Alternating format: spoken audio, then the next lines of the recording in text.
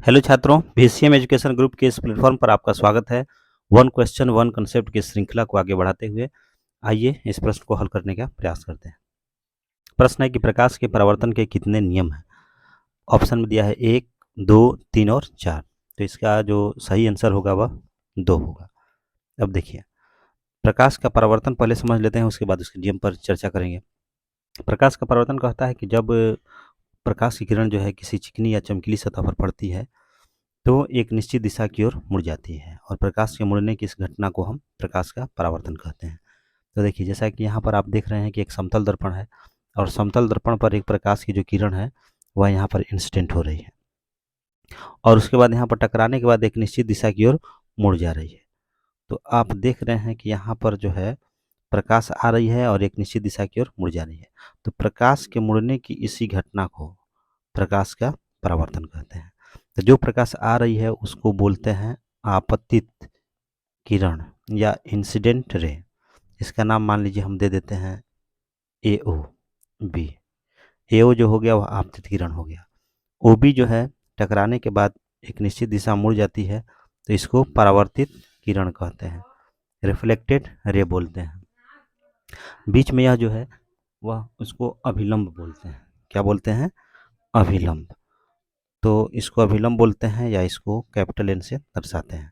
तो जब प्रकाश की किरण आती है तो आने के बाद एक निश्चित दिशा की ओर मुड़ जाती है और यही मुड़ने की घटना प्रकाश का परावर्तन कहलाता है। आप यह भी देख रहे हैं कि यह जो आपतित किरण है वह और नॉर्मल है उसके बीच में एक कोण बन रहा है जिसको आपतन कोण बोलते हैं। कौन सा कोण बोलते हैं?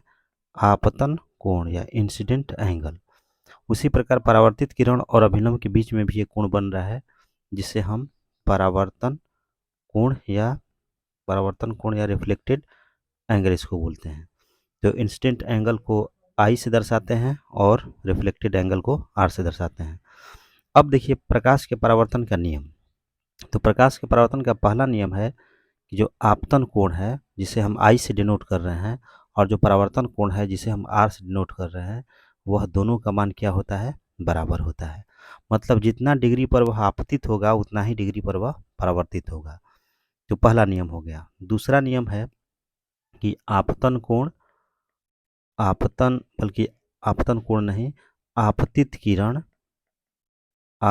किरण दूसरा परावर्तित किरण तथा अभिलंब एक ही तल में होते हैं,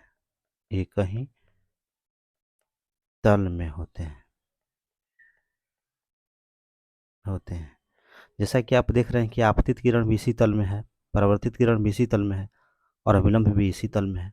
मतलब कि जैसा कि यह 2 डायमेंशनल अगर स्पेस है तो इसी में तीनों घटना आपको हो रही है। आपतित भी हो रही है, परावर्तित भी हो रही है और बीच में अभिलंब भी है।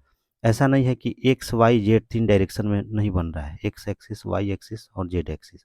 मतलब कि 3 डायमेंशनल स्पेस नहीं हो रहा है, एक ही तल में हो रहा है, 2D स्पेस में ही हो रहा है।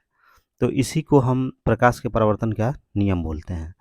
तो यही 2 नियम है कि आपतन कोण और परावर्तन कोण बराबर होता है और दूसरा आपतित किरण, परावर्तित किरण और अभिलंब एक ही तल में होते हैं।